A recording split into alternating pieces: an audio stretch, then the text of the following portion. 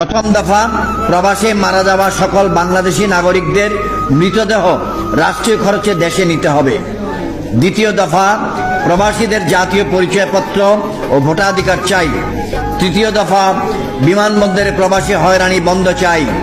চতুর্থ দফা, প্রবাসীদের জন্য যুগোপযোগী দ্বৈত নাগরিকত্ব আইন ও পেনশন সুবিধা চাই। পঞ্চম দফা, পাসপোর্ট সংশোধনের সুযোগ সহ দালাল মুক্ত পাসপোর্ট ও দূতাবাস সেবা চাই। ষষ্ঠ দফা, প্রবাসী সুরক্ষা আইন প্রণয়ন ও বাস্তবায়ন চাই। সপ্তম দফা, জাতীয় বাজেট প্রবাসীদের জন্য ন্যূনতম 5% বিশেষ বরাদ্দ চাই।